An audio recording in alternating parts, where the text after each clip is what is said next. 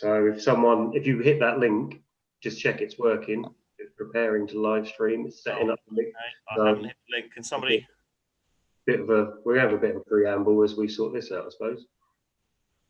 I can't see a live stream. Oh yeah, I can see a live on YouTube coming up. All right. I can see us. So if you hit that link, just check it's working. It's preparing to live stream. It's setting up the link. There you go. That's me. All I can see are uploads. Does it not have a? We are live, apparently. Okay. As long as it's working, I'll share it on Facebook as well.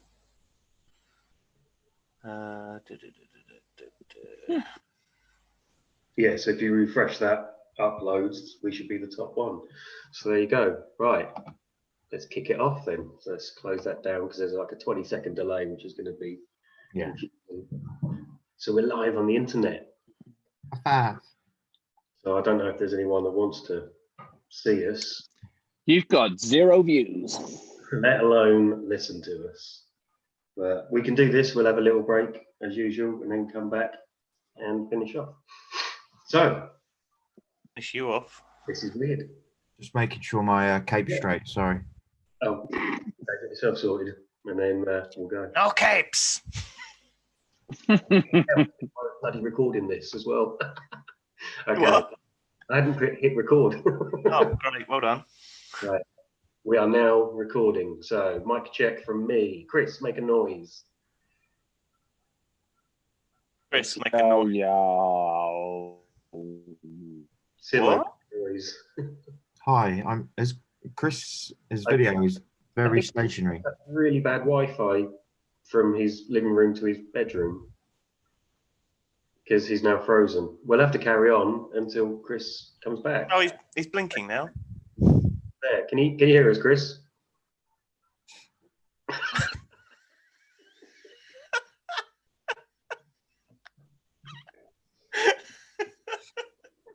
Oh no!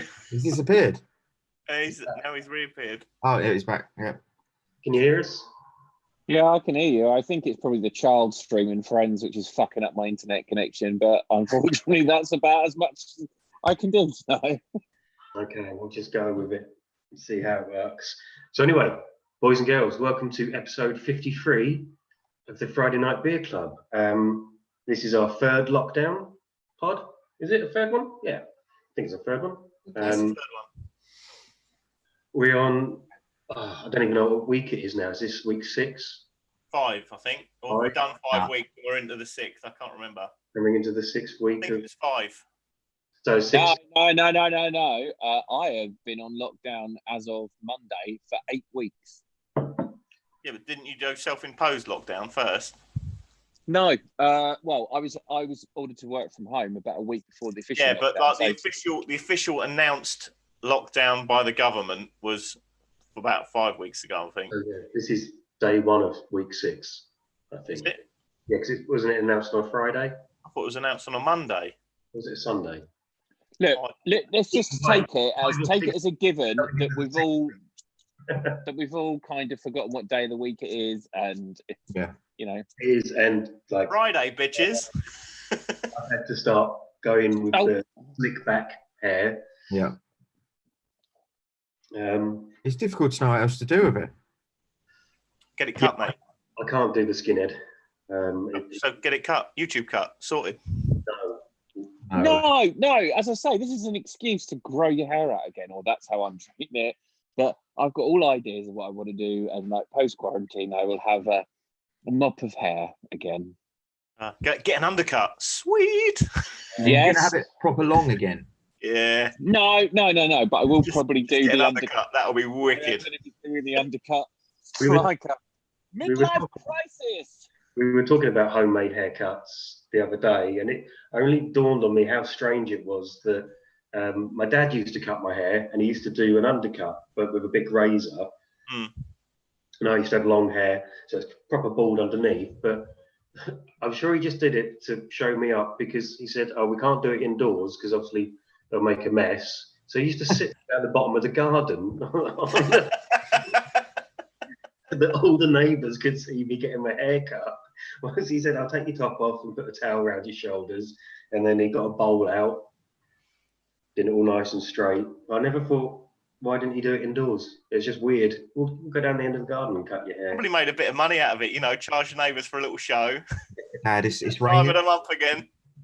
It's raining. We can leave it. No, it's fine. Down the end of the garden. And The then hair needs doing, son. Get your top off. People have paid their money. It's like a code just of realised how. shame. So anyway, how's everyone coping with lockdown life at the moment? Apart from obviously Simo looks like he's having a nervous breakdown. Yeah, it's probably best. Probably best I don't answer. Next pod, he'll be sat there and he'll have full clown makeup on with the tear. Clown, Just sat there with "Send in the clowns." the saddest clown. I think I kind of projected my feelings of lockdown in the group chat earlier, lads. So that Simo's deleted me from all social media. Yeah, you're blocked. You're blocked. Okay, I'm sorry. I can't help it. So have you had enough with people on social media? No. I just think, as I say, everyone has their own little way of their outlet, of projecting to the world, or whatever you want to say. But personally, I don't give a fuck about your top 10 albums. I don't give a fuck about your 30 songs for 30 days. Don't give a fuck. I don't give a fuck that you've been for a run. You might as well run in a penis shape and project your fucking map on your social medias. Well done. You're fit. You're doing really well, being health and safe, and all of that. But fuck off. I don't give a shit about your fucking run. Is there anything you do like? Stay home. No. I'm such a creature of habit that, I guess Star Wars, beer. I'm done.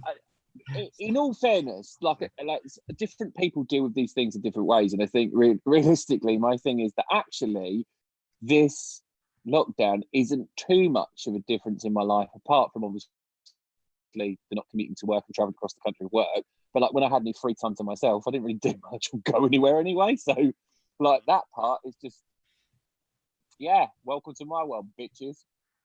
Excellent. Ben, how are you doing? Yeah, same old, mate. Work keep me busy during the week, which makes that pass nice and quickly, and then try to fill the weekend up with bits and bobs. And yeah, I'm enjoying it, actually. I like working from home. Yeah, me too. The only thing I miss is just going out, meeting up with friends occasionally. Other than that, happily stay here. Do you think life will change? Yes. Even when the bans are lifted and all that, do you think you'll be more content at home and less go out, or go out more to make up for lost time? I don't think we'll be able to go out more to make up for lost time. Not for a very long time, anyway. Yeah, I don't see myself rushing out. Even when it gets lifted, I think I'll still maintain the distancing for a while. I think it's been factored in as well. I mean, again, I'm very conscious on a live stream platform as well at the same time of what I can't say, but I would probably perceive that it'll be quite a long time. But I think at the moment, without wanting to get my hat rant on, even though I've just had a rant about other stuff, I think I've noticed, especially in the last few days or so, the amount of people out. I find mixed messages by the fact that you're telling people we're past the peak and it's all going to be all right now, and trying to open up more things. I think that actually gives people more license to want to kind of relive, try and start going out again. And I think some people are really taking the piss, though, aren't they? I mean, did you hear last weekend? Load of people went to go and try and climb Snowdon again.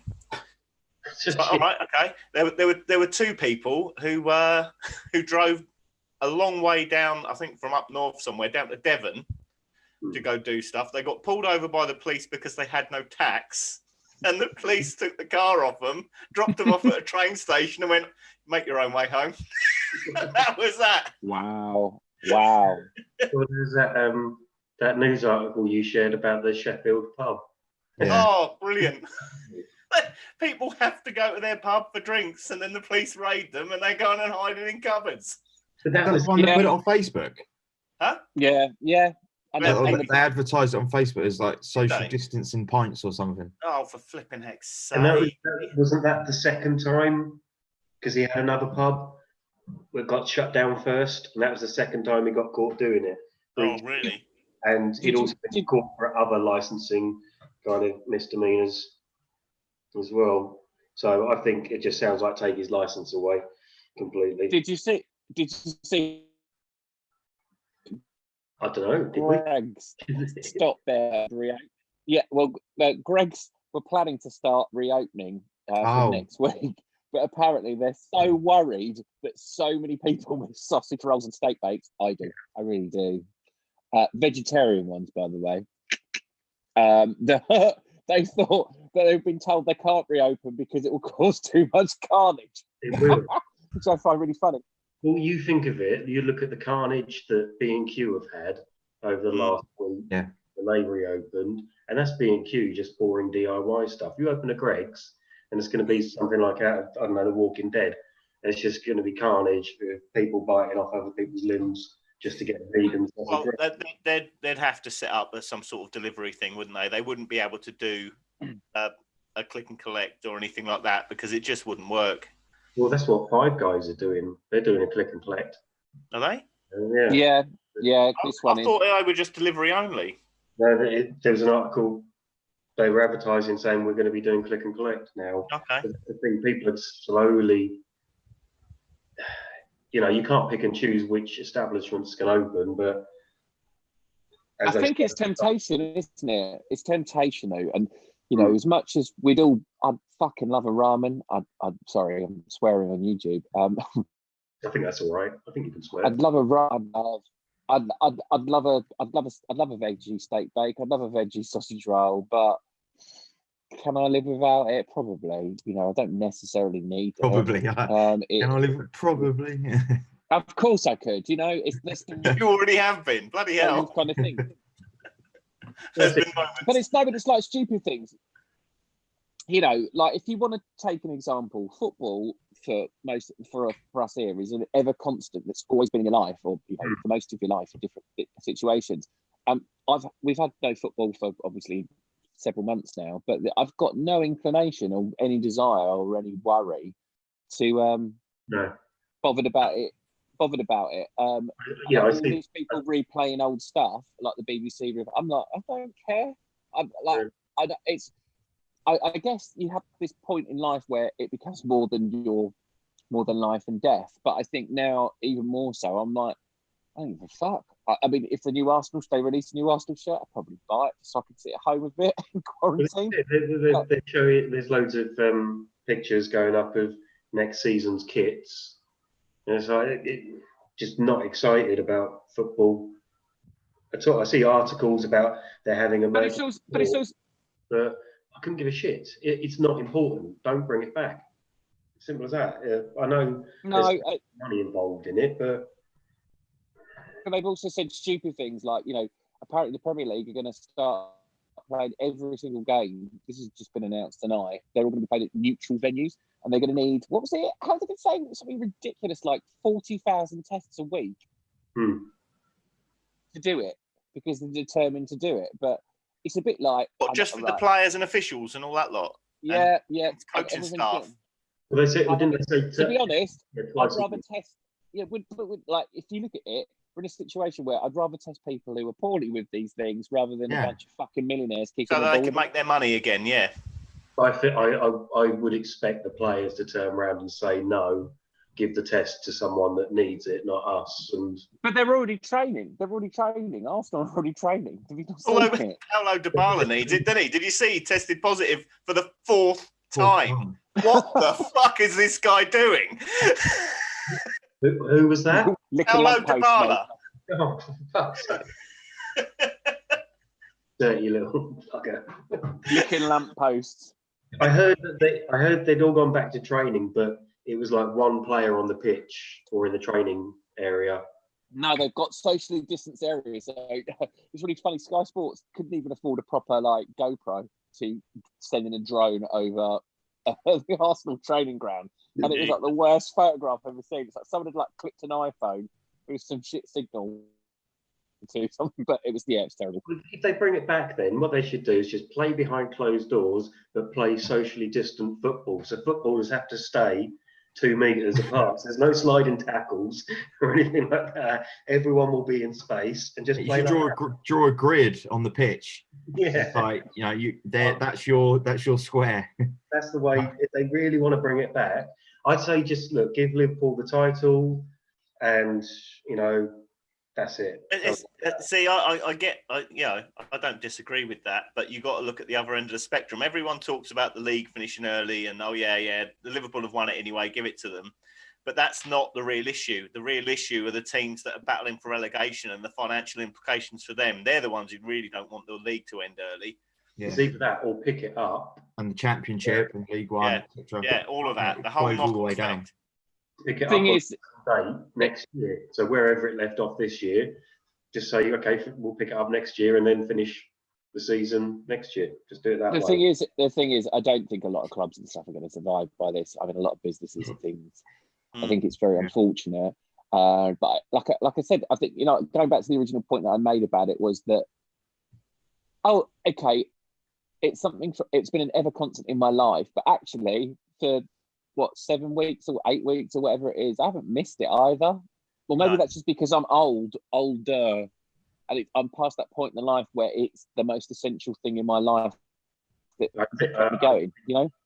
I think there's probably a lot of things that people might suddenly realise, I didn't need that as much as I thought I did. I didn't need a takeaway every night, or I didn't need this. I didn't need to be going out to the pub every night or stuff like that.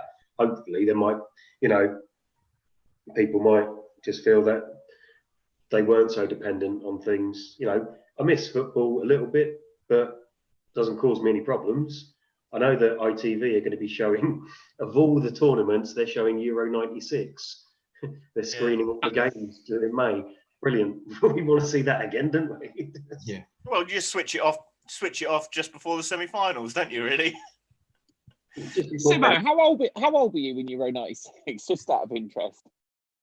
11. Oh, Bloody hell. No, hang on. 12. Sorry, 12. We were watching it in pubs, weren't we? Yeah.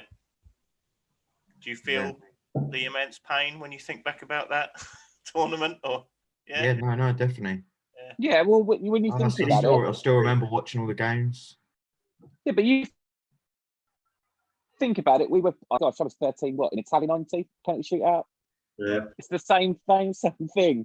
I mean, I can only vaguely remember the only thing I can Mexico '86 is Kevin Keegan in the studio at half time went, whoever scores the next goal is definitely going to win. And it's fucking Diego punching it in the net. But still my favourite from the last year. Yeah. So lockdown really, haircuts non-existent, football non-existent, pubs non-existent. The other thing that's come up recently that we talked about in the week was cinemas turning their back on Universal because of the video on demand release of Trolls World Tour. Is it? Yeah. Yeah. It's not bad, actually. It's not bad. It's good. It's. I think obviously film companies have now realised there's obviously you've got a captive audience at the moment at home to spend that money. Whether it be the same once lockdown's over, I don't know. But that means Odeon and Cineworld have both said we're not going to show Universal movies. So James Bond, Jurassic Park, a few other big franchises. They will very quickly lose out if they do that. Yeah, they're biting off their nose to spite their face. They're being dicks about it. Yeah. I think it's an awkward situation though, because I think even if cinema, lockdown does get lifted and we go from there, I think they'll have to change the way in which they can show films at the cinema. So we won't all be like lunging in for a snog in the back row anymore. I think they might even distance you in. Be two chairs between. And I think and like movies, when they're looking at money as we go in, I wonder whether or not cinema will survive it, because I think the big issue was that Universal realise that when they take the cinemas out of the equation, they can make X amount of money more based on the percentages. So if you then reduce your clientele in the cinemas, it's going to reduce the budget of it anyway, or you're going to get like a multiplex showing Bond in 8 screens at once, but it'll just be an issue for that. And I think that, you know, we're going to be, let's face facts, don't want to be depressing everybody, but we're going to be in a big fucking recession and all sorts. And when it costs that much money to go to the cinema, as much as I dearly, you know, one of the things I've always tried to encourage is a cinema experience with my child, and getting her to, that you don't have to watch things on a phone, you don't have to watch things, you know, on your screen, is that, to be honest, if they say like Bond's going to be on VOD in June or, you know, August or something, and it's going to be 15 quid to watch it, That's it. I'm probably going to watch it. I'm sorry, but I probably will. If you, from say the average cinema ticket was 15 quid, and they charge 15 quid for the on demand at home, that's Universal getting 15 quid, not a percentage of that. Yes. Yeah. Ticket. Absolutely. They'd be making up the footfall, and then obviously things will start to fall into place, like my cinema pass, the unlimited pass. If all of a sudden there's no Universal and there's no this, then, you know, if I can only get half the selection of movies now, probably sack it off. You know, I'm not going to go as many times to make it worth it. So you're right, it could have a knock-on effect where cinemas have to start shutting down, you know, without getting too, you know, paranoid about it.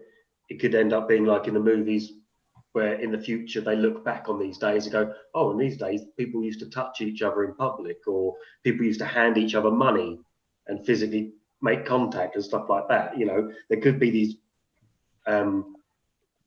guidelines in place now going forward where we're separate from each other. You know, being down the pub, hugging and stuff like that could be a no-no. A social mate, and stuff like that. You know, cash is gone.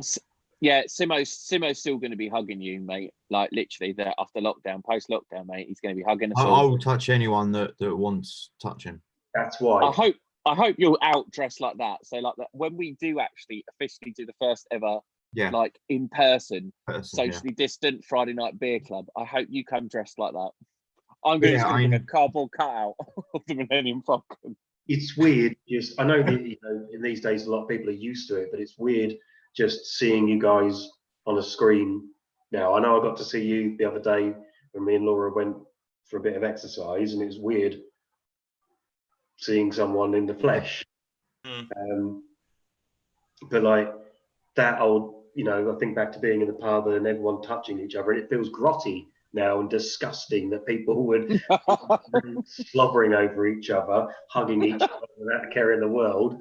And now, you know, pubs will be surely the last thing to open, because you can't trust drunk people to keep their distance and be sensible. Well, did you see? Apparently, they said that there's going to be a 3-pint limit.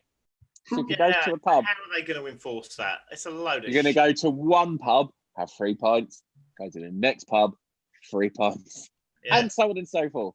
It's a bit like today I was talking about social distancing. I was like, my mum is obsessed with. She's now reviewing bread rolls, or you know, like tiger rolls or giraffe rolls, whatever you want to call them. Giraffe bread. Apparently, she got told the other day that she was only allowed to buy like 3 packs of 4, but my mum loves them, and that's all she basically eats. So she just bought 3, got the others taken away from her, and then she just got back in the queue and went back in and went and bought another load. Just like, but if you put that into the context of drinking beer and stuff like that, then it's just the same. I'll tell you what. Yeah, is it 3? Is it 3 per person? Like if you're doing rounds, just for example. So, you know, if I go up and buy 3 pints, can't you know, and then Chris, you go up and buy 3 pints. Drink, can you? Yeah, but who are you buying rounds for? I'm not touching your drink, mate. It will be like socially distanced in pubs. So you're not going to go to the pub by yourself. So you say who you're buying a drink for. they'll have to cut the dance floor up so you have a little kind of 2 meter square each and just bop around and can't touch each other. Everyone gets a cage. There'll be no Just more. think It won't be 5 deep at the bar anymore. It'll just be kind of little queues like at the post office. Yeah, they'll have to have like turnstiles and stuff. Yeah, With, what is it at the cheese counter when you get your little ticket? yeah, that would be The it. number flashes up. A bit Exactly. like that, wouldn't it? And then just go up and get your beer. Yeah. It's not going to happen. So pubs, yeah, they're fucked. They're fucked. We're not. I don't even know if there'll be Christmas parties. I know it's getting a bit ahead of ourselves, but Not really. You look how far into the year we are already. yeah, We're now in May, first of May, and you know these things are going to take time to if we get kind of settle themselves back down.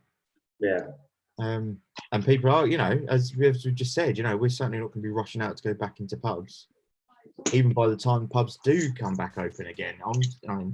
But there are a lot of people who will be banging at that door wanting to go in at the same time. Yeah. There are also a lot of people who want to meet up this weekend to protest about social distancing. Oh, right. So yeah, I saw that on Twitter that it was a Facebook post. So I typed in the name of the person that posted it just to check. Yeah. And I looked at their account, legit, and it's been removed Yeah. by Facebook. But I could still read through all the comments of people just hating on them. Yeah. But I thought, seeing the protesters in America, I thought, okay, it's America. You expect that sort of thing. But now seeing that here, that they're all going to go out and protest, bring your families, bring your kids, we'll make a day of it. Fuck off. Come on. Look, I know Chris gets upset with the running and all those sort of posts, but you know that doesn't get to me that much. The idiots, on the other hand, that will cause a second spike, fuck off. Just kill them. Just ship them all off to one island, and they can all live there. Orkney. Can be. They can go and Yeah, can be. and they can all. It's just they're the people that are saying, oh yeah, it's 5G or it's government conspiracy. We're being kept down for another reason. I think the thing is, you make a running joke about these types of things as well. But where I am, not everyone knows where I am, but in where I am, every day, I mean, I work and I can look out my kitchen window and stuff like that. It is, I honestly do start looking at it and thinking, is it just a normal day? Have I missed something? Have I ripped Van Winkle? Did I fall asleep for 40 days and everyone can go out again? And I think it's more so that, I think what's more worrying for me is that it's just people like bowling about, like, don't like to say that, but people walking around in groups drinking beer and walking down the street. I'm like, what are you doing, mate? I mean, I know some people have nowhere to go and some people, you know, deal with things in different ways. I just find it all a bit, I mean, like, here's an example of lockdown. So yesterday, when the torrential rain started happening, I hadn't left my house for 5 days. So I went and I was running out of food. And when the torrential rain came down, I went, I'm going to the shop now. I don't give a shit if I get completely soaked because I know that there's going to be no wankers around and I can just go up there and just get it done. And literally, I then had the misfortune that it was quieter, but I think a lot of people like me had the same idea. So when I got to the supermarket, I was like, oh, everyone has got the same idea as me. But it wasn't like the wrong ones. It was people who were like a bit nervous like me who were just going in, out, don't fuck around. I don't need to be out in this. No. It was no coincidence that as soon as we had a couple of rainy days, all the people in active wear suddenly weren't so fucking active. There was just no essential journeys being made. So when the sun's out, you've all got to be outside walking around. But as soon as there's a bit of rain, no, we probably just make it rain. If the government has a machine that can make it rain, just keep it raining. That will keep. Do you remember? Yeah, we need the Back to the Future 2 weather service, don't we? Or do you remember the Avengers with Sean Connery as the baddie? Yes. The weather machine. I've read the weather machine. I can't even do his accent, but the weather machine. I'll make it thunder and rain on this planet. I drove past the range today. and the car park was busier than a normal weekend. I've never saw it. The queue goes all the way around the outside. All the way around the car park. I was like, I could not believe it. I'm like, it's a Friday afternoon. What the hell are you doing? Queuing up to get your cheap took from range that you really fucking need. I don't think so. I guess, you know, different horses for courses. You know, I'll download a video game and I'll play it. Some people like their home improvements, don't they? And I get that some people will get relief, you know, from the craft stuff they can buy there, or the home improvement stuff. They get relief from their mental stress in doing things that way. We will computer game and do stupid shit like that, but there are people who do get their relief that way. But you can guarantee for every person that's there for a mental health reason, the majority of people there are just there because they're being dicks. They think, okay, we're allowed in there because it's open. So I get some people can't handle just staying in. Some people need to be out doing something. Really think about it. You could kill fucking someone, so don't. You know, it's as simple as that. I know everything has been getting busier lately, hasn't it? Don't you think? When I've been walking the dog, the road that I crossed to get to the country park, go back 2 weeks, and I was just walking up to the road, walking straight across. Today, I think I had to wait about a minute and a half before there was a gap in the cars, and I'm like, it's like the traffic is virtually back to normal now. Yeah, I think that's potentially those furlough and things like that. Though people are returning to work in different industries and stuff, so whereby businesses are slowly. Again, it's a bit boring and stuff. Ain't funny, like shit. It's about business, isn't it? Slowly trying to return, but not everyone's a key worker, and I guess, you know, it's that worry of, you know, the situation and stuff. I don't want to be depressing, but it's like just trying to be realistic. But you also got dicks who are going shopping in supermarkets as couples and families again. And it's like they haven't said to stop going as a single person, to go in, get what you need and get out again. But they're just going in, browsing, walking up and down aisles, you know. Yeah, I just had a text from Rachel, so she must be watching the stream. And she said Range sell masks. So that could be a reason why you got a lot of people going down there. But good point, Batman. There you go. Wow, that's like stop being live reasonable, updates Rachel. coming in from the listeners. I know. Listener, I think not listener. No, don't put it down. Like you know, you got to pick it up. We've got to sell ourselves. Like, I'm wearing a cape, for Christ's sake. Hey, Rach, thanks for listening. Hi, I hope Pip's watching. Pip. Not heard from Pip from a while. I hope he's okay. Yeah, I hope he's all right. I hope everyone's okay. I hope you're all doing all right. Yeah. Is anyone actually watching? Because Keith Elliott's asked if he can leave a live chat. Who is? Keith Elliott from Ireland. So, hooray! Hello, Keith. Irish. Actually racist. Even the shops. I had to pop to Co-op earlier just to get some beers and bits, some eggs, and people are still taking their family down to the shop. So you're allowed 10 people in the shop at once. Just go by yourself, because if you're taking 4 of you down there, you're taking up like a third of the fucking shop. No, it's not that though. They're not allowed in, so it's like one person. So it's funny. What happens is you get to the supermarket, and like I get there, I go, oh shit, it looks really busy. But actually, it's all the people who've gone out together, and they're told, no, sorry, one person per. No, Co-op won't do that. Allowed in. Co-op will. So if they see a group of 4, they wait for 4 people to come out, and then say, in you go. So there's 4 people knocking around together, doing the shopping, and then letting their kids run off and all sorts. Just one of you, just go do the shopping. You don't need everyone to go with you.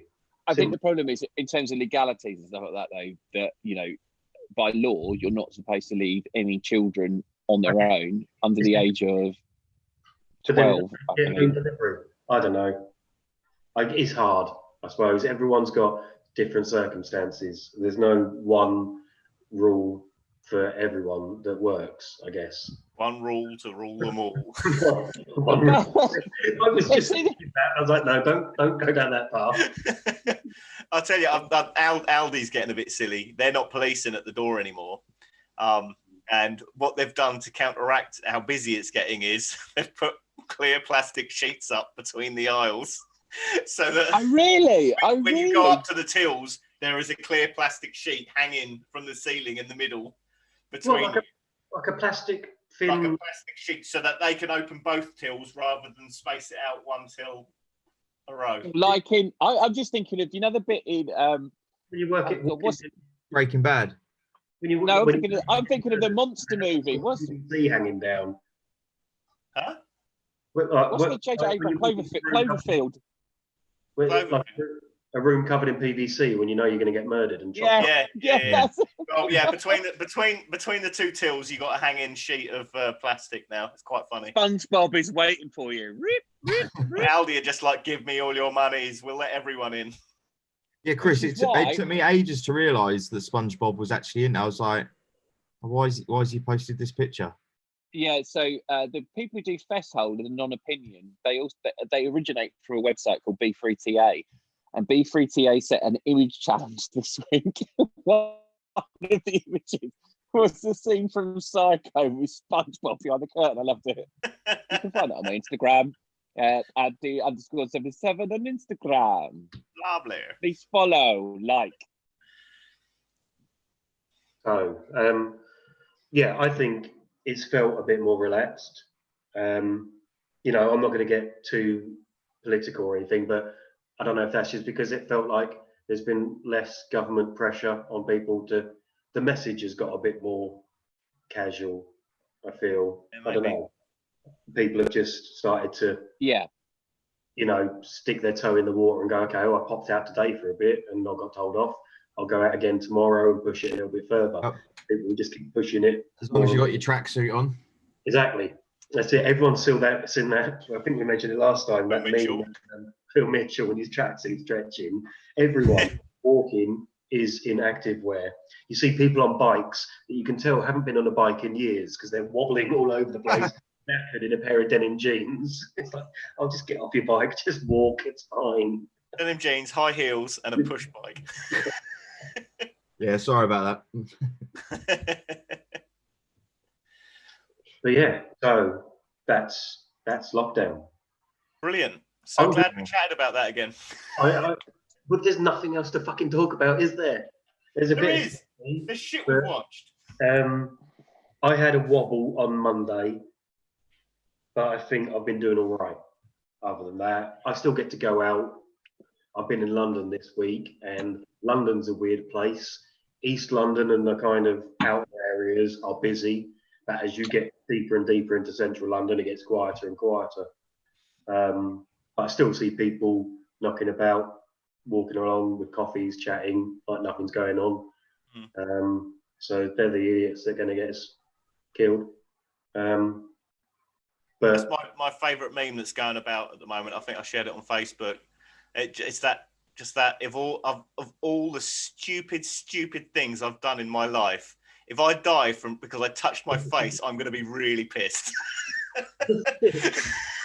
Someone on Twitter said 3 things I've learned about lockdown, and 2 of them were serious, and the third one was I didn't realise how much I love touching my fucking face. Yes. I'm now conscious of. I'm in the car and I'll be like, stop touching yourself. Well, it's like I never realised how much I cough until you're wary that there's this coughing disease that could kill you going around. You're like, oh my God, I've coughed again. I wish that other people actually realised that when you went out in public, though. That's the thing that kind of grates me. You feel one coming and you do your absolute utmost to not cough. No. I'm diseased and burn me. The panic that goes through my body when I forget to cough like that, and I just go, oh, no, sorry, and just cover it up. And then you walk about holding your hand in front of you. I've got to clean it. I can't touch anything. I literally got in an argument outside a supermarket a couple of weeks ago because some guy just came out and was like, and I was like, you fucking prick. And he went, what? And I just looked at the person because we were queuing to get in the supermarket, and I just looked at the other person and went, really? He was like, you twat. And just walked up, and I just looked at him and went, honestly, it's like if you were in a non-contact world, I would have been right. But I just don't understand that they tell you It's transmitted by X, Y, and Z. So I tell you what I'm going to do. I'm going to go to the supermarket. I'm going to cough and sneeze over everything. And people in supermarkets at the moment who look at all of the items and pick one up and put it back and pick. No, fuck it. What it should be is you pick it up, you've got to fucking buy it. Well, that's what Aldi and Asda have said is the old corner shop rule of you touch it, you buy it. So they're like, do not touch anything you do not intend that you're not going to buy. So they may have said that, they're not enforcing it. Oh no, they can't, can they? That's the trouble. It's difficult to police it, isn't it? There needs to be like cattle prods in the supermarkets, just to cattle prod people with. After we saw you the other week, I don't mean that. I'm joking. They need guns. That's what they need. When we were out and saw you the other week and said hello at yours, as we were walking back up East Hill, a guy in a little Citroen Saxo came up the hill, pulled over, got out of his car, walked 10 foot away from his car, spat on the pavement, and then got back in his car and drove off. What? What the fuck? It was just, there was no reason from that's all he did was get out, spat on the floor, got in his car, drove off. Couldn't understand it at all. He thought, I've got it. I'm going to spread it. So don't knock it till you've tried it, all right? Well, I really don't want to try that. I'm not sure I want to try it. Yeah, let's just say as the beer club message to everyone, don't Drink spit. beer. Don't Don't spit. try it. Yeah. Just drink beer. Yeah. The message is don't knock it till you've tried it. Yeah, at home with no one else around. I'm not driving my car in the house, mate. Fucking hell. Just spit at home if you need to. Just go in the garden and spit, or spit. Yeah, don't spit on your. Well, not Chris. Bring back spittoons. That's what I say. Yeah. Right. That's what they have to do in football, isn't it? They're going to have like a spitting centre, like at the side of the pitch. Just think of the satisfaction of going and then hearing a ding in your brass spittoon. Yellow card. One at the goalpost. I want them to all wear masks. Yeah. Oh, that would be brilliant. Have you been wearing a mask when you've been going out? Or a little. I haven't been out. I haven't been going out. A little spittoon So on the neck. I've been using a mask with a filter. And What, your like, panda mask?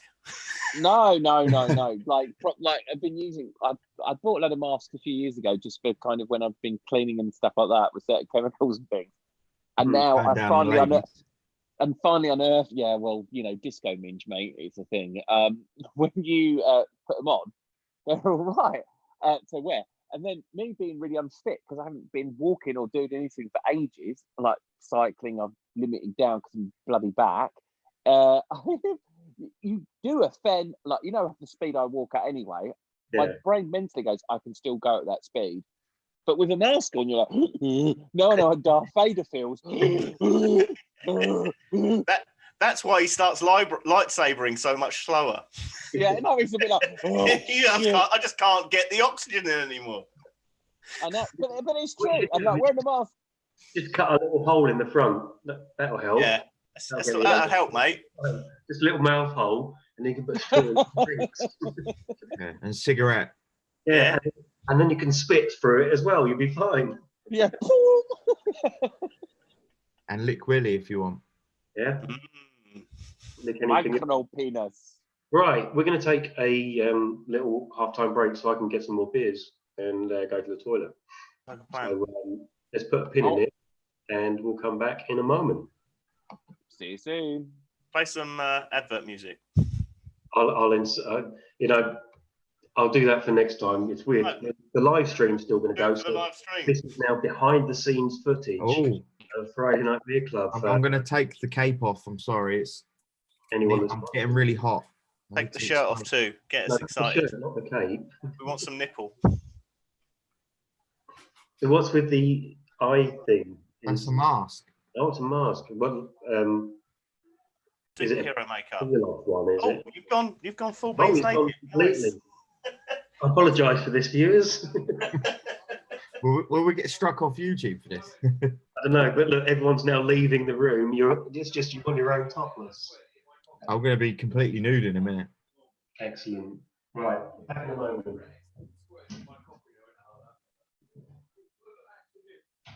I could literally do anything. I don't think there's anyone watching anyway. Could do with another drink now. Tomorrow is my birthday, so hopefully we're all gonna sing happy birthday to me. Isn't it tomorrow? Tomorrow, yeah. Yeah. So why are you singing it now? I'm singing to myself. You're not one of those "it's my birthday weekend" people, are you? Or my birthday month, or my birthday week? Have you tried this? Oh, hang on.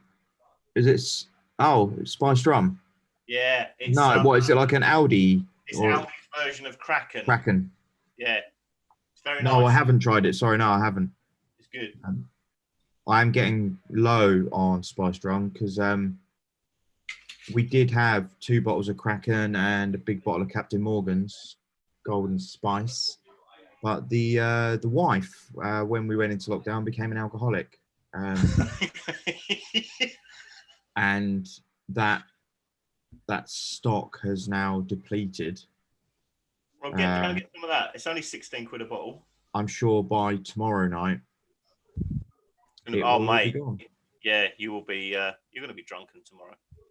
No, I don't think I'm going to drink that much, to be honest. I've had a couple of beers tonight. I don't know. I'm not really feeling drinking it at the moment. Although tomorrow's... I'm drinking rum straight, just with ice. I can't hack it. I didn't think I could, but I can now. It's odd. Yeah. To be fair, I haven't tried it for a little while. The only thing I think I can drink straight is bloody amaretto. Oh yeah, but that's like drinking sweets, isn't it? It's just like drinking sugar. Yeah. It's great. Wish you could just inject it into your eyeballs. Do some eyeball ball shots. Yes. Yeah. Maybe I'll try that tomorrow night. Yes. No, maybe not. I don't really want to see a Zoom video of your eyeball popping into a shot glass. Well, I'm sure you'll be seeing a lot more by the end of the night. Are we doing another little house party menage a trois? Probably not. I was up at 5 this morning. Oh shit. So see, that will hopefully won't happen again tomorrow. So when are we playing COD next? Fuck it, I ain't playing it anymore. You're gonna. PS4's gone. You haven't. It's going. It's boxed up. Don't be silly. Boxed up, ready to go. Don't be silly. We'll play it. I've got my controller on charge just here. You can't see it because it's been blocked out. But I had a couple of good games last night. I can't play it without headphones. Right? Why not? And the trouble is when I'm playing it during the day, like during a meeting or something, I need to listen to the meeting, and I can't be listening to... Then don't play it when you're in a meeting. I'm trying to level up the MP7. I've got the attachments. The MP7, I've gotten gold now. I've got completionist on it. Yeah, see, and I need to go whatever what is it? It's all ship Ghost. or something. Huh? Shoot the ship. That's it. Which is just shoot house and shipment or whatever. Yeah. So it's just carnage, just kills, and death. Yeah, and there's double XP all weekend on weapons and stuff. Yeah, obviously it's Max's birthday as well tomorrow, so. Oh, of course.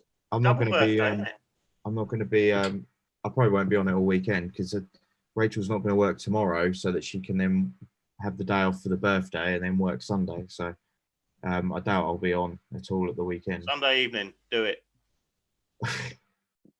I was just watching the stream on the YouTube.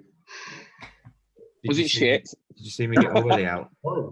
That's all right. It's just probably See, Simo was flapping it. right. Well, figuratively in my face. Right. Let's bring this back. What are we talking about? So we've Shit. got our usual stuff to talk about. Like toilet habits, stuff like that. I have just for a little more behind the scenes footage, I have a clipboard with my notes on. You can't see that on the screen. Don't worry. Well, there you go. There's There's notes. writing on it. So I have that propped up on a little stand. I've gone full professional. I'm all prepped and ready to go. So, part two. Everyone ready? Born ready, mate. Is it as ready as I'll ever be? Hooah! And we're back. Ready. I don't know if there was probably an advert or some incidental elevator music going on in that little break, but we're back, refreshed. I have beer. Oh, should I do it like that and not advertise? Yeah, you got to do it like that, mate. You got to do it like that. I have a nondescript beverage of lager. Other nondescript lagers are available. I've noticed actually on my Instagram feed, I've been getting a lot of adverts recently, and That's my fault. That's my fault. the Budweiser advert is suddenly, you know, the old "what's that? Watching the game, having a bud." You know, that one, the original. Well, I shared that then the other day. I was flashing this in the ad break as well. So don't worry about covering your beer up. Sponsored by booze. That'd be A dear friend who hosts this podcast sent me a picture that Brewdog have done an espresso ale. Oh, I am bang on that. That would be the best. I think I saw dark coffee beer might be a pretty decent actually. an apple Yeah. crumb one as well. please sponsor us. We love you, Well, Brewdog. Ever since I started going on and sending you referral codes to please buy beer from the same place as me, so we all get free beer, the amount of ads I get is ridiculous. And I'm like, oh. And they're nice, don't get me wrong. It's just, I realised that spending £30 every 10 days on a crate of craft beer is Do not you good. know why? Do you know why you're getting that? Right, right. Facebook, with a recent update, have added a thing that you've got to go in. They haven't told anybody it's in there, but you need to go into your privacy settings and switch off, allow Facebook to take ad things from non-Facebook stuff. Yeah, and I've turned it all in off. there, I've ticked turned it as off. live in your Facebook settings, and you've got to go in and switch it off. Yeah, I've turned it off. It's like basically, even when you've not got the app open, they are Snoop Doggy. And they just slid that in with an update. Didn't tell anybody. Have you noticed how many updates they've been doing of late? I've got my tinfoil hat on that they're helping Google with geographical tracking. I'm now going to be like, this podcast is going to go to like David Icke in it. Wasn't there that thing that you shared about China and the tracking of mobile phones? You said it wrong. It's China. China. No, that's just a thing that's happening at the moment. So if you use Google Maps or anything like that, or you've ever used it, Google tracks it off your phone wherever you are. So currently, recent stats have said that places to visit to parks and stuff like that hasn't gone down at all in the slightest because they are tracking where you're going. But if I do go out to the supermarket, I'm not taking my phone anyway, so it just sits at home. If you're going to go and do anything dodgy, just turn your phone off, go do it, come back, turn it on. It's like one of the podcasts I listen to. I'm like do you a listen to murderer it as well, Simo? The To Live and Die in LA. Yeah. Yeah, and they solved this murder by using Google. Yep. And they went, oh, look, this guy went here, he stopped, he trekked all the way to this location in the sticks and back again. Let's go and dig there. And they went and dug there and found the girl's body. and the body, yeah. Madness. That was the same as when BBC Two did those Southend and Colchester murders, and they were tracking people using the phones to the certain points and where they were walking. Apparently, the Google location is more accurate than you see all on the films and TV shows. Oh yeah, ping towers and stuff. Yeah. Your phone could easily ping from a different tower. Yeah, ping towers that you're not close to. But if you use Google locations, it uses GPS. Yeah. So if you've given Google the permission to follow you GPS for this, that, and the other, you're screwed if you're doing anything illegal. Yeah. No, I get it. I don't. They can watch me. I don't really mind. I don't go anywhere interesting. No, say that. Do you like them watching you masturbate? Well, no, I do that on a different stream. He says hello Google. Would you fuck me? No, that's Alexa. She does that for me. Single women are available in your area. So, I had to be careful how I said that then, before otherwise I was going to activate my phone. I wasn't going to say the S word because he'll go off on one. Luckily, Alexa's in the other room. I don't think she can hear me. So, It hasn't set off mine yet. so with lockdown, let's do a few recommendations for people of things to watch or listen to keep yourselves occupied, to stop you from going out. Glue people to their TVs so they stay at home. My top 10 albums. No, Shut your face. Don't. Chris is going to beat the shit out of you. no, we don't want your top 10 albums because who cares, right? I get what you mean about the top 10 albums of who cares about seeing it. No, I doesn't. It's not like you're recommending an album to me or anything. It's only I don't get it. Don't get the top 10 albums. No. What about 30 songs for 30 days? I've not seen 30 songs for 30 days. Check your Instagram stories. It's like it's unstoppable. It sounds like a commitment, if I'm honest, and I don't think I could. Yeah. I could do that. Maybe one day, and that'll do. But anyway, things to watch. Yes. What should we tell people to watch? I'll go first. Bastard. Not something to watch, something to listen to. Jaguar Skills Hip Hop Time Bomb podcast. Oh, yeah. Get on it. It's an hour. He picks a year. And then not only does he pick a good hip hop song, he'll also play you the original sample track that it was from, and then either blend it in or mix or do something to then go into that track. It's the amount of work that's gone into it is brilliant. He's I great. used to do that. Very, very good. I used to do that like 20 years ago when I was DJing in the Buffet 3 and stuff like that, where I had that. Well, the thing is, that stuff's really cool because when I was younger, I was obsessed with where music came from or samples and stuff came from, and I ended up finding Madison Avenue, Don't Call Me Babies from a random Italian disco song from like 1979, and then digging that out and then finding it, and then just you play it with the tunes and stuff like that. Yeah. But yeah, no, the 1990 one of Jaguar Skills is amazing. I literally had the biggest smile on my face all the way through that. Oh, it's brilliant. I think that's the other thing I just wanted to say very quickly. Wednesday nights, Instagram, DJ Yoda live AV shows where he doesn't save them. Well, you know, they stay for like 24.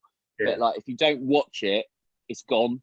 Yeah. Every single one has been amazing. The video games one, I think, was probably one of the best DJ sets I've ever heard in my life. Yeah. And it's almost like when lockdown finishes, I'm going to be like, what? No more DJ Yoda on a Wednesday night on Instagram? No, I'll have to pay to go and watch him play, for God's sake. But you can buy him a coffee and stuff from it. But anyway, sorry. I wonder if, again, things like DJ sets, same as pubs, that's not going to be happening for a long time. Lots of people gathering in a building, dancing and raving. So I think this could, there could be a lot of new things that come from this, that DJs carry on doing this sort of thing. It's gone down really well. Did you see the mini Zoe Ball set the other week? No. Good. No. So Fatboy Slim live streamed and got his I think she's 12 or 13-year-old daughter to play a whole set with him. Oh, wow. Oh, yeah. She is like a mini Zoe Ball. It was like bonkers. And she's really good. She was really good. But then, hey, you know, your dad's like one of the best DJs in the world. I think you're going to be quite good at it. Which is why I've been trying to do it with my own child as well. The carpool DJ that he did was brilliant. Yeah. Really good. Yeah, very good. And I own that piece of kit. It's really good. Okay. I'm going to drop some TV suggestions for people.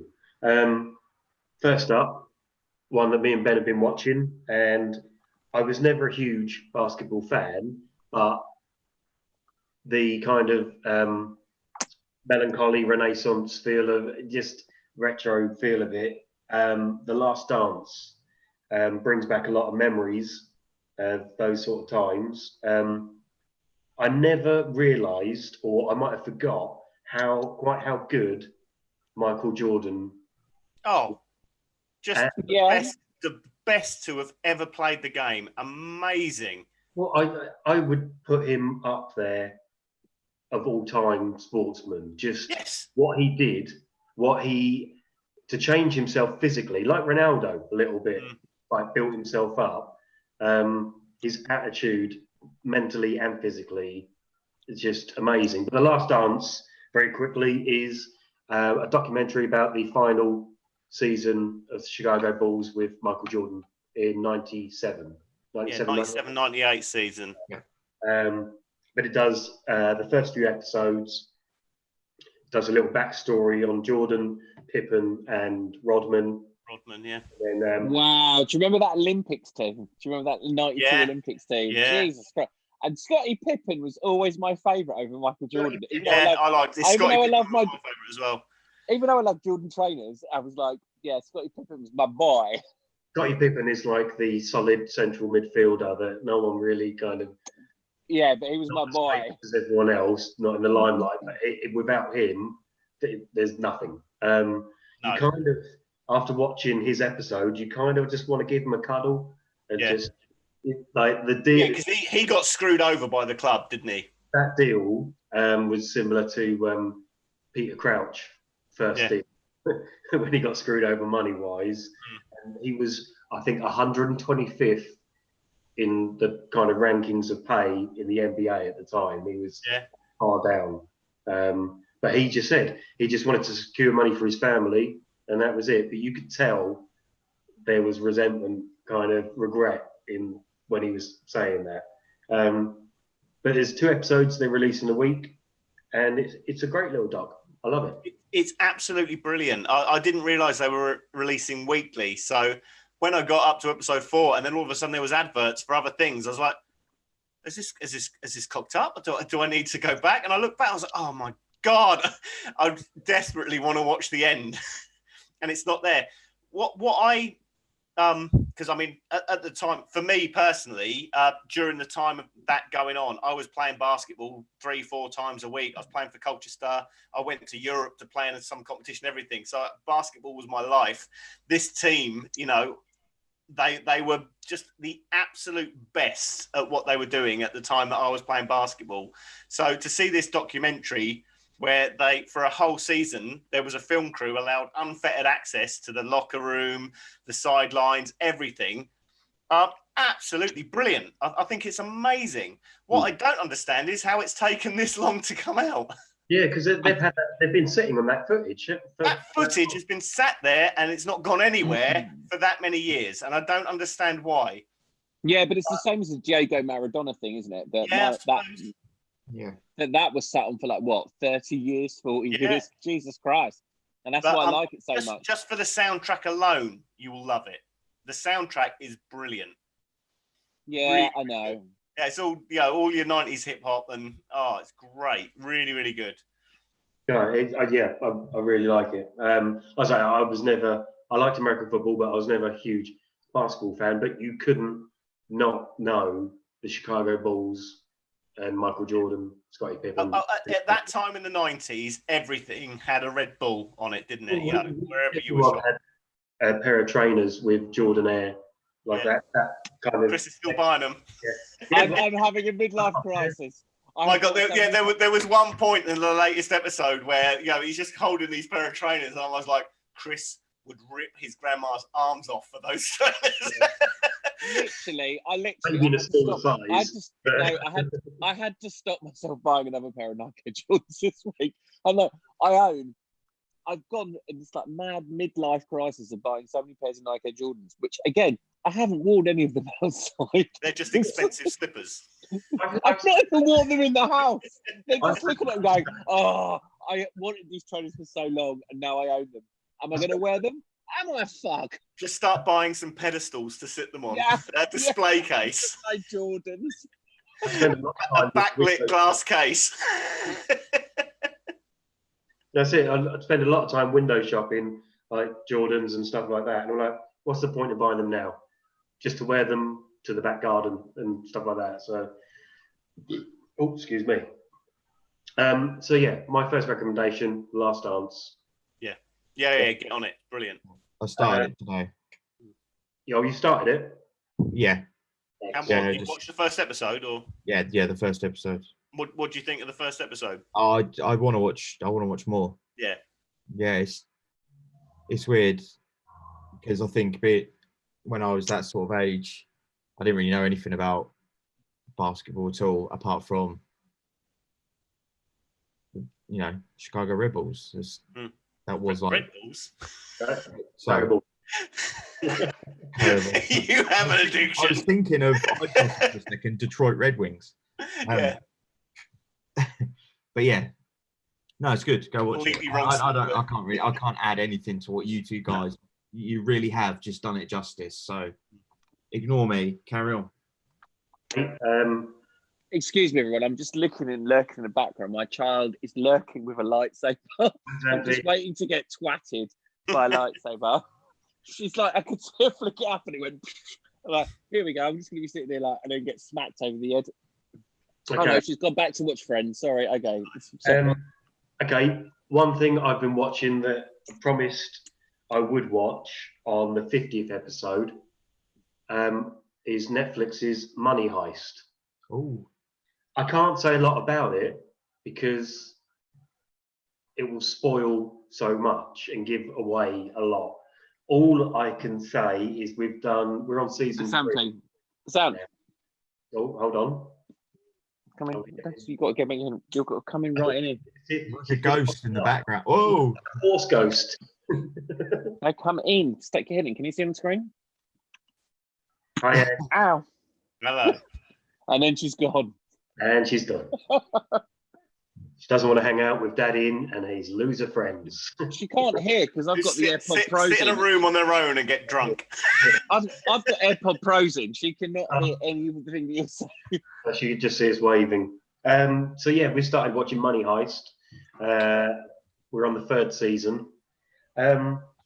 It's got a lot of rave reviews. It's even now had a documentary made about the phenomenon that is Money Heist that you can watch. is this the thing? Oh, Chris. that's Chris. He'll be back. He'll be back. Is this sorry? Because I think I saw a trailer. Is this foreign Spanish, isn't it? dubbed or like you can choose dubbed or subtitles? Is that right? Are you watching it dubbed or watching it in Spanish? So this was going to be one of my points. We're watching it dubbed because we watch it with dinner. So you like looking at your food and that, and if you sit there reading all the time, you're just not going to eat. So obviously, watching it dubbed, there is a bit of disconnect with the characters' performances because they don't match with the voices as such. But I don't know if it's good or bad. I can't work it out. Oh, I'll let Chris back in. Hold on a second. It riffs on so many things you've seen before. Mm-hmm. The soundtrack, whoever does the score, he's been listening to too much Hans Zimmer, Thomas Newman, and a few others. You could just say that sounds like this or that sounds like this. And then it will go from proper film movie score to some Euro techno beat kind of music. And it's basically a smart guy enlists the help of 8 criminals to pull off a heist in a bank. And then drama ensues. I don't know if it's good or not. But you've watched 3 series of it. Yeah, I'm enjoying it, but I just don't know if it's any good. Does that make sense? Yeah. See, I was either going to start that or I think the program we were going to talk about probably next, so I won't mention it yet. Yeah. And you've suggested going for the other one because there's not as many episodes. Yes. But I definitely will watch that. But I will make sure I watch it in Spanish when I watch it. If there's a foreign language thing, I don't like to watch a dubbed version of it. I would much rather watch it with subtitles. Yeah, because we're now a couple of seasons in. We're used to the voices for each person. So yesterday we went back and we just watched another 5 minutes but with the original soundtrack, just to see what their real voices like. And they weren't hugely different. But there's some bits. Laura's predicted a few things to happen. I've predicted you could see a few things coming.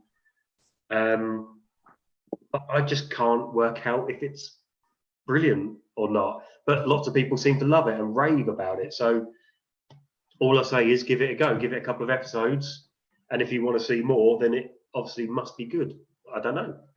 But it's weird. If you've managed to get into 3 seasons, you're enjoying it. So that must mean it is good to an extent. I don't know, because I've watched some TV programs before where I'm like, I just need to see how this finishes. Well, yeah, you have watched us to work out if it's good or not. And I think this is one of them. Is anyone still watching Westworld? I've not started on season 3 yet. Okay, so I think I was going to wait until it is all done. The last one is Monday. Then watch it. The last one is is it? Monday.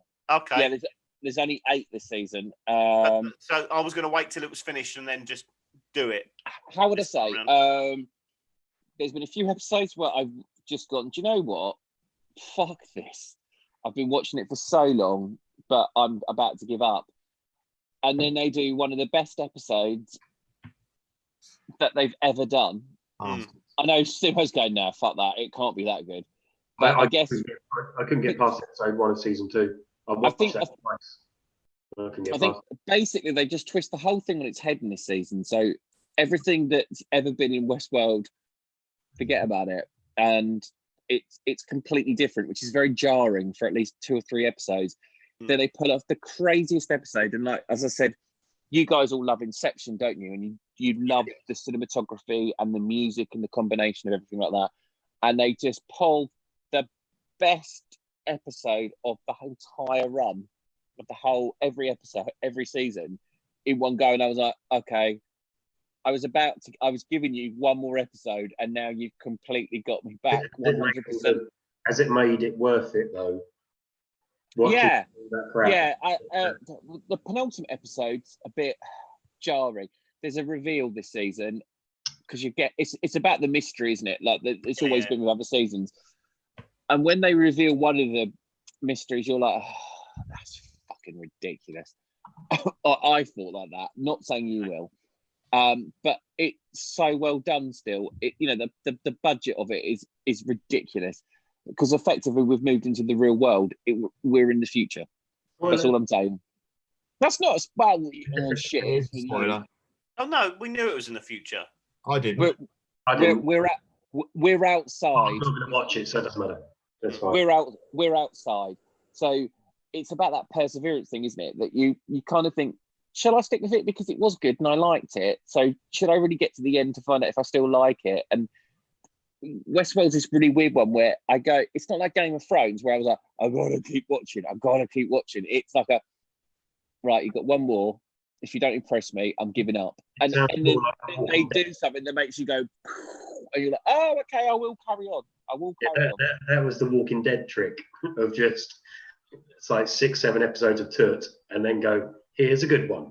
And I think with the Walking Dead, I gave up again. I think the problem was that because knowing the comics, that what was it, season when Negan shows up, they turned a very short arc into an incredibly tediously long series of events. And I don't care about... They Lemony Snicket'd it. I actually really... Lemony Snicket on Netflix, fuck off. It's great. Really good. And I'm not having that. No, I think it was more the title of a series of unfortunate events, yeah. A series of boring fucking events. Yeah. I think, I stayed with Rick, and then once Rick was gone, that was my good out. Oh, is he dead? Oh, yeah, Rick dead. No, Rick was gone. Not dead, gone. Yeah, I came back to that episode because I had no idea how they're going to work this story out. So I think I said it on the pod ages ago. I said that they landed the ending of that comic. They got it so right, and I just don't know. It's impossible to land a TV show because it's deviated so far. And then I got bollocked because one of my favourite characters, who turns up very near the end of the comic story, has turned up in the TV show, hasn't she? Right. Or has she? Well, has she? Have I got it wrong? I don't know. No, don't watch it. Don't care. It's literally dead to me. Hey, Okay. mate, I love Season your 2 of that's background. dropping soon. I've got a good recommendation. Good in my opinion, anyway. What Ben was going to mention, Gangs of London. Okay. Before you carry on, I've seen 3 episodes, and I mean these guys haven't watched any yet, so no spoilers. But there's no spoilers here. I am fully in on it. It's very good. For the uninitiated, Gangs of London is created, written, and directed for a few episodes by Gareth Evans, who did the movies The Raid and The Raid 2. Gangs of London is dead serious. It's not Cockney geezers or anything like knocking about, making snatch jokes and stuff like that. It's the first opening shot on a tower. It just looks like they spent all the money on cinematography. Gareth Evans has managed to take martial arts choreography and put it into London bar brawls and London fighting, like street fighting and boxing and stuff like that. The action in it is, you'll get bruised watching it. It makes Game of Thrones look like a tickling competition. The violence that's in it. Yeah, the violence is visceral. Mel has kind of dipped in watching it with me, but not fully. We watched all of Peaky Blinders, and whilst that's very violent, she enjoyed Peaky Blinders. But she said watching this, all of the violence in it, she says it feels so real, it makes her uncomfortable watching it. Now, that first episode, the one directed by Gareth Evans, that bar fight was ridiculous. The choreography was amazing, but it was so brutal. Yeah. It was like, oh my God, and you felt everything that was happening in it. It's very, very good, but really violent. Yeah, I don't want to give I'm not going to give any story spoilers away at all, because it's only 9 episodes, and I don't know if there's going to be a second season of this. A bit like Watchmen, you don't know if there's more story once this is all dealt with, kind of thing. Have you finished it now? No, I've got 3 episodes to go because I like it that much. I don't want savouring to end. So I'm like, okay, I am now rationing episodes. I'm soaking it in. That bar fight, I think I held my breath for 10 minutes. Yeah.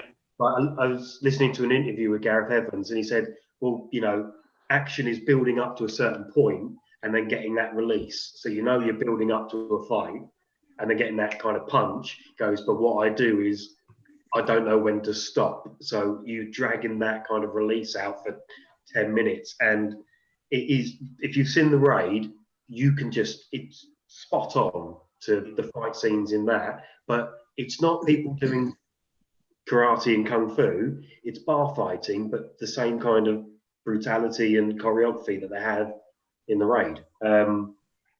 And there's good performances. They've got a bunch of Game of Thrones actors in there. Peaky Blinders guy. Yeah. There's loads of decent actors in it. And Gareth Evans directed episode 5. So once you get there, there's a bit. Text me when you get to it, because you'll know that that's a Gareth Evans bit. But definitely go and watch Gangs of London. That is my lockdown recommendation of the day, of the week, of the episode. Definitely go and watch that. It's well worth it. I watched something today that I think you two have watched, seeing as we lost Chris for a moment. No, I'm still here. Oh, you've disappeared. We can't see you on the screen. I know. I'm just walking around. That's why. I watched Chris Hemsworth in Extraction. Yes. Now we're talking. So, thoughts? Good. I liked it. Yeah. Yeah, I thought it was all right. Not brilliant, but it showed again. I think Chris Hemsworth is a brilliant lead. you can't take your eyes off him while he's on screen. Total man crush on the guy. He's gorgeous. And, no, but he really holds the attention of the camera. He's a very, very good lead. It's got some quality action sequences, and yeah, I think it was a decent action flick. Yeah, there was some really good cinematography in it. Obviously it's quite an in thing. It seems to be with the kind of continuity shots. I was going to say the one shot, the vehicles, Yeah. and cutting from scene to scene. I thought that was all done really well, and it wasn't, obviously all one shot. It wasn't a 1917, but like some of the action sequences and some of the chases were obviously.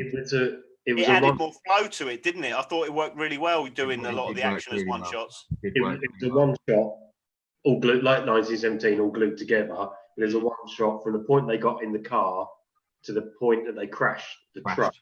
Yes. So I think that was 15, 20 minutes. That works really well. 10 minutes into that, I was just thinking, is this now the rest of the movie? Just a one shot of the escape? And I got so excited thinking, this is going to be crazy. And then another 5 minutes later, I was thinking, do you know what? I'm getting exhausted. This is too much for me to take in. It's just non-stop. And then, yeah, it stopped and started to go back to more conventional methods. But they did that so well. I thought that worked better than the whole of 1970. Yeah, that's what I was going to say.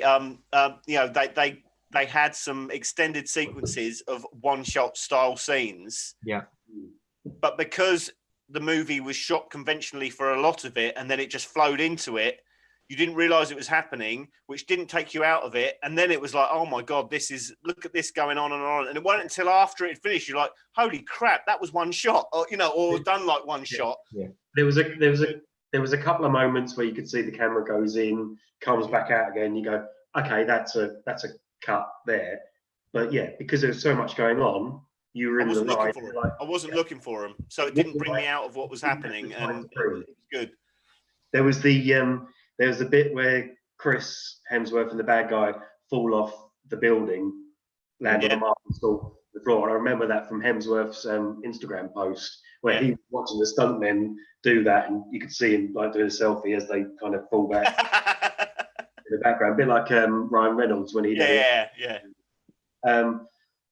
I thought that was brilliant. I thought the action in the final part was brilliant. On the bridge and stuff. Yeah, it was just the middle bit when David Harbour turned up. Yeah. I did tune out a little bit because it's just by the numbers kind of action movie.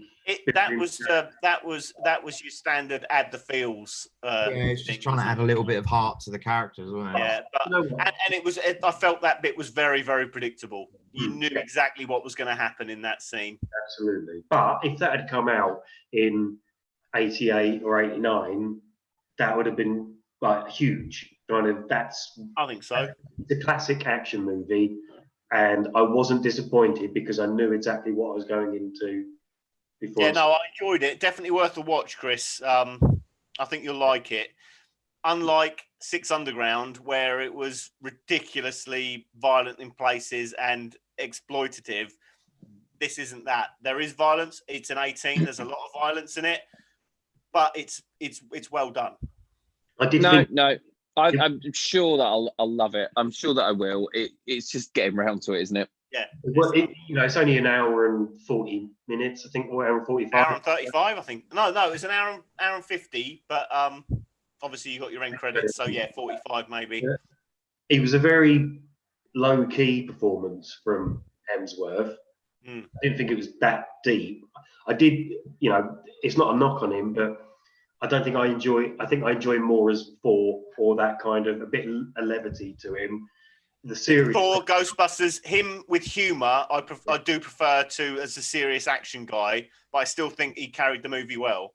I think he just needs a bit more to his action character when he's playing like that, because he was just a bit too, I don't know, just moody, dour kind of. But I think that's how the character was written, though. It was a bit of a one-dimensional. It was meant to be like the kind of, obviously like Lost you know, Yeah. bad stuff in the past and everything. And But I did very much enjoy the scene where he has a fight with a bunch of 13-year-olds. That was good.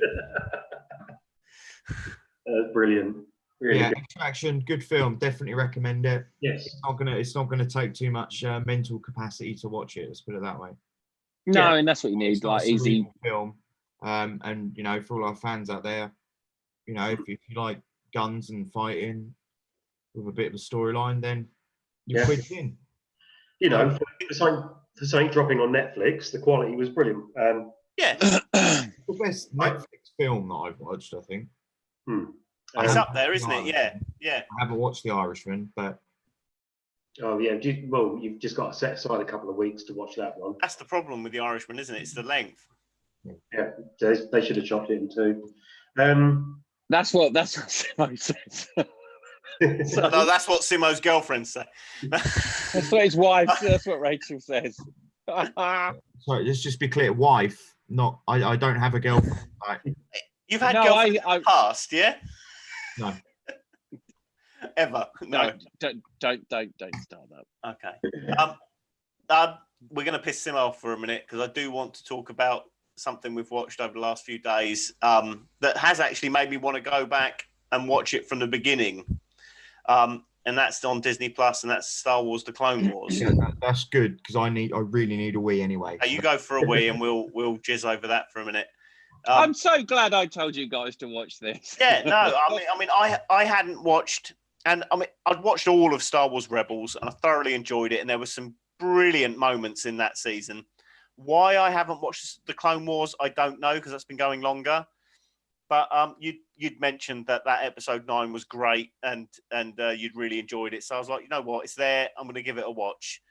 I think it's because it was the final. 11, and oh my word, they've had some awesome Star Wars moments in them.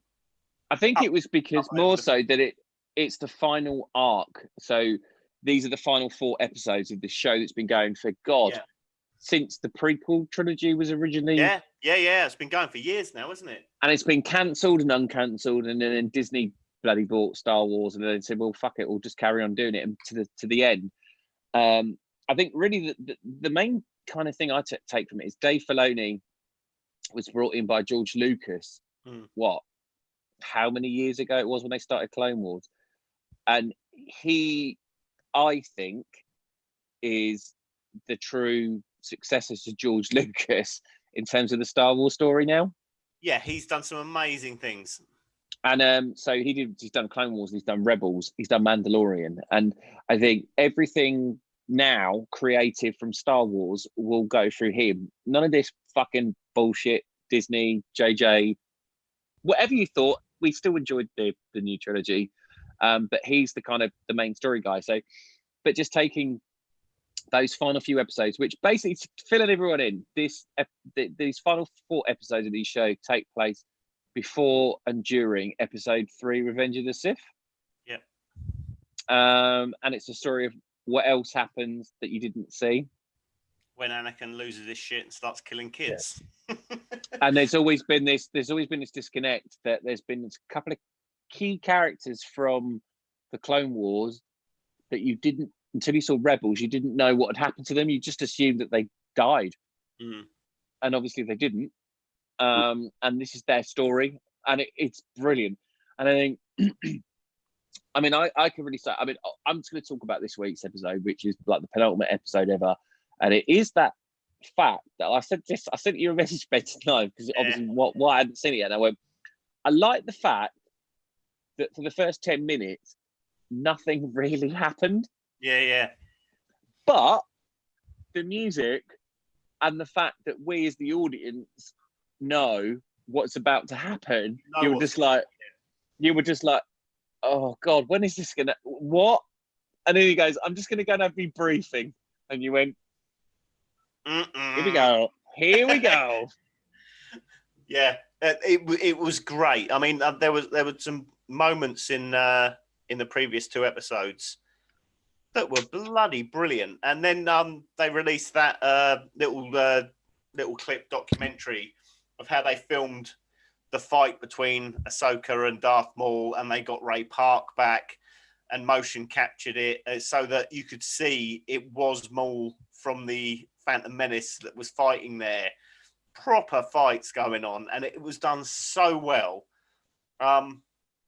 It was brilliant. But yeah, there was that moment today in that episode 11. I know what you're going to. I knew that you go proper nuts. goosebumps when she just goes down to sort of help him out, and there was that quote from Rogue One, you know, I'm one with the Force, and the Force was with forces with me, and the hairs on my arms just went up, and I was like, holy shit, this is good. Really, really good stuff. I loved it. I think the last few episodes have been utterly brilliant, and I want to go back and watch it all just because of it. And I know there's a lot of turt and filler and kids episodes in there, but it was the same with Rebels. But even though there's all this just floaty waffle along stuff with Rebels and with this, it has moments and episodes that are up there with the best stuff you will watch in Star Wars. They evoke the same feelings, and they are utterly, utterly brilliant. And I Rebels, and I'd recommend watching the Clone Wars. I'm going to go back and watch it. And I stick my head online. I was roundly mocked about Rebels when it first started, and there's a few times, not with you guys, but with other people, and I went, "You need to fucking watch this because it is as good as the films." And everyone's going, "It's a cartoon," and I'm like, "It doesn't matter. It's so good. There's so many bits." And it's almost like these final few episodes are kind of a resolution. We know what happens to these characters. Well, some of them we do, some of them we don't. Nudge, nudge, wink, wink. Wink, wink, Mandalorian season 2. God, I'm so excited. I cannot wait. I'm telling you, if it is Rosario Dawson, I am going to lose my... Well, on IMDb, she is cast as Ahsoka Tano in Mandalorian season 2 now. It's in writing. See, I guess from Wyatt, you don't know who Ahsoka is. No, I've got a little bit of an idea, but all I did was watch episodes 9, 10, and 11. Yeah. So that's what we're up to now. Yes. So she's originally introduced in the Clone Wars film as Anakin's Padawan, and they call her Snips for about the first 3 or 4 seasons, and then it all goes a bit dark as fuck. But anyway, I enjoyed it. I have one question.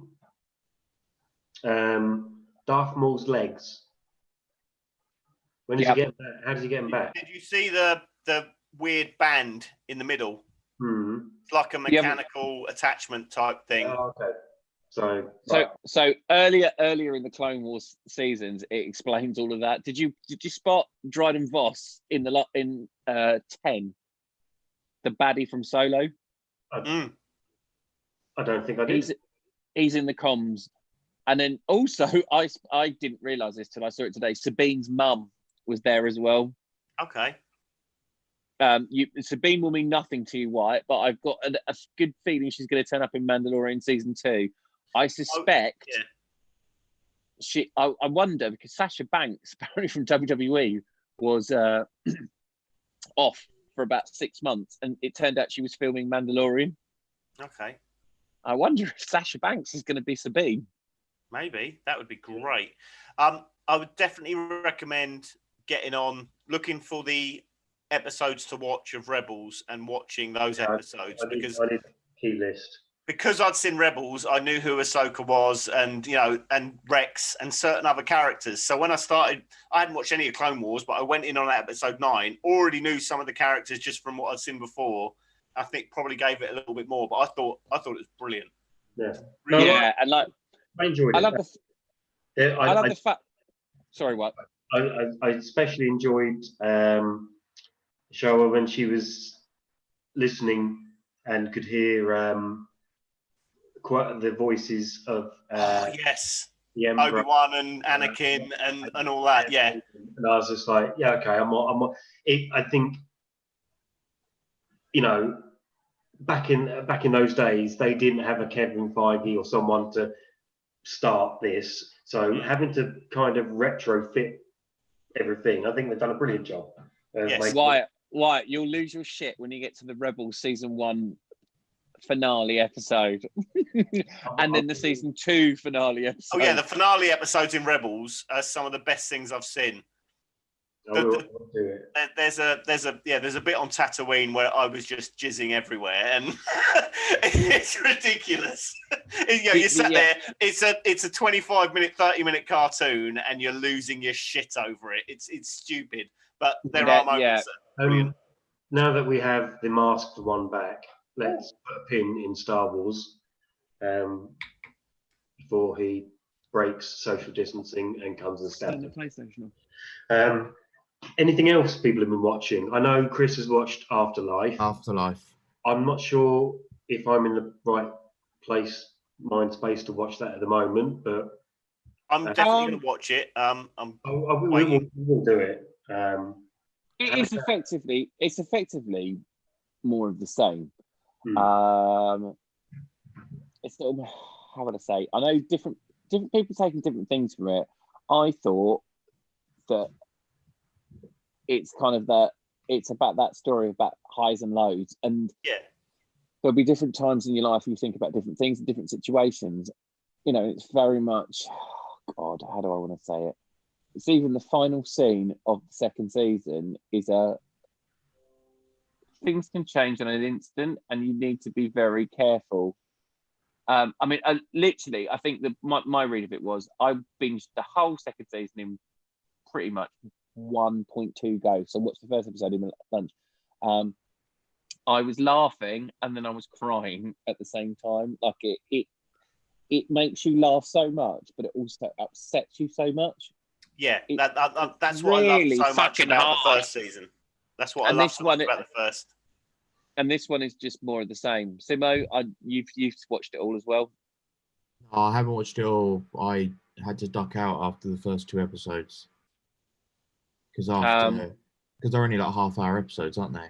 Yeah. And after an hour, I'll be honest, I just felt so miserable. That it's true. I just at that point I was like, I'm not watching anymore. I need to watch something else because this is just, I don't know, it just felt like it was eating away at me. But then as a result, I haven't gone back to it since. And I kind of need to finish it now, but I don't know, there's something about it that makes me feel a little bit scared. I think what will annoy me is because in season 1, he had an arc, and I don't want to go into season 2 and it almost reset itself. I want there to be still... Oh, there is. Place. Yes, there's, you get to a point, there's still going to be dips, but I don't want him to be at that place he was in at the start of season 1. Yeah.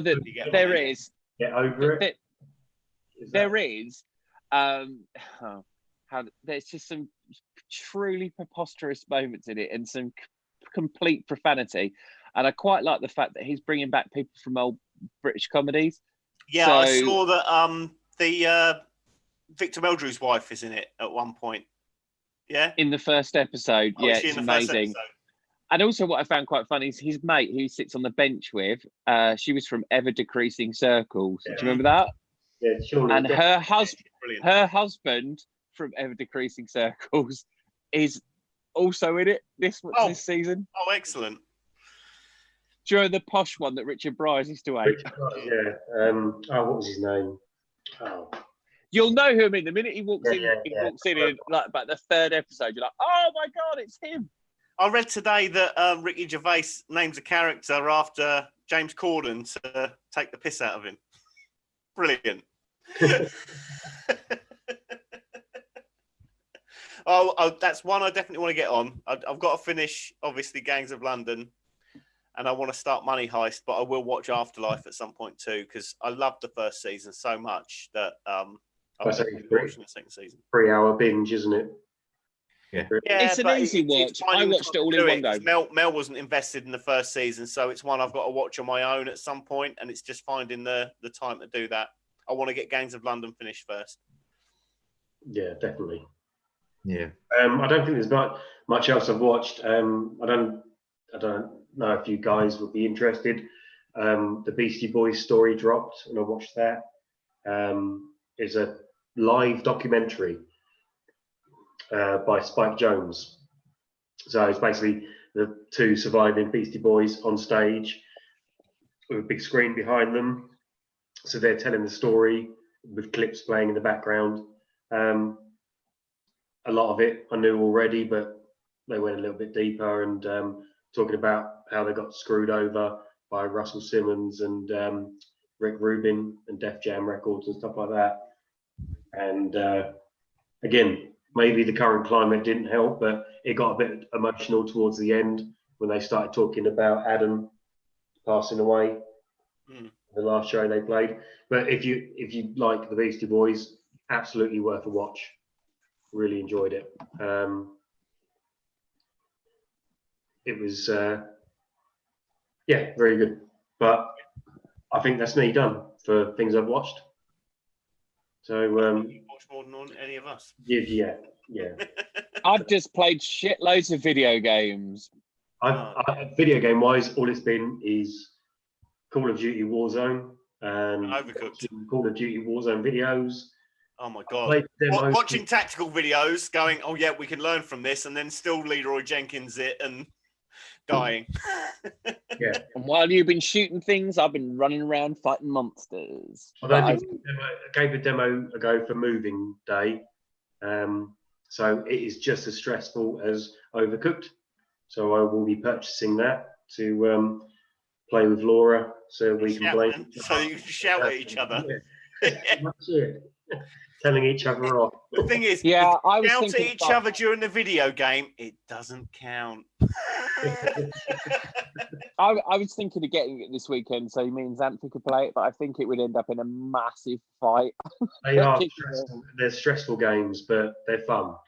When you get, like, we've done all of Overcooked 1 and 2 for gold stars, so now we're trying to platinum stars, and it's just ridiculous. We got Ham involved in 1. Ham just lost his shit, panicked, and went, this is impossible. There's no way to play these games. You need 4 people, kind of thing. So yeah. I will just say, Final Fantasy VII remake, best. We're at the end of the game console cycle now, aren't we? We're waiting for PlayStation 5. This is end of days PlayStation, best graphics, best game. It's just outstanding. I'll get it in the sale. I smashed 52 hours completing it the first time. I'm still going back in for the next modes, which unlocks everything else. It's worth every penny. Yeah. I think your PS4 probably needs to last a little bit longer now, because no doubt it'll be getting pushed back for the release dates of those consoles, unless they want to ship them with Corona. But no, they'll sell them online, no problem. Yeah, I can't see the release of that being put back. It will go whenever they want it to. I'd say Xbox, PlayStation, Steam, they are making a mint right now. Oh yeah, that's why there's fuck all sales as well. That's why they engineered this shit. Yeah, it's all from Sony and Bill Gates. Bill Gates. COVID, Sony, rhymes, Bill mate. Bill Gates box 500. He predicted it, didn't he? Well, Anyway, I think we're done, aren't we? I think that'll do us for our 3rd lockdown episode, and I look forward to lockdown episode number 4, which will be episode 54. Oh, that works all right, actually, 54 4. So there you go. I'm waffling. I've had too many beers. It's time to go. So from me, Wyatt, see you later. From Chris. Poodle pips, stay safe, take care of each other, and whatever. Just bye would have done. From Simo. Bye. Way to go. And from Ben. Wash your hands, bitches. Wash your hands. Stay at home. Don't be a fuckhead. Don't be an utter dick. That's exactly it. I've got to go. Simo. Love you, Simo. We love you so much. Bye. Happy birthday. See you later. Bye. See you tomorrow. But yeah, don't be a fuck. Just stay home. Simple as that. There's plenty of things to do at home. Maybe not. I don't know. But anyway, that is our episode over. So I'm going to hit stop on the record button right about now. Not one out. Right. And for you people Is there anyone still watching? We've No. got 2 people watching, it says. So Really? say goodbye to the live streamers. Bye, live streamers. See you Bye, in live streamers. Goodbye. live streamers. They're the watchers. Oh, yeah. Oh,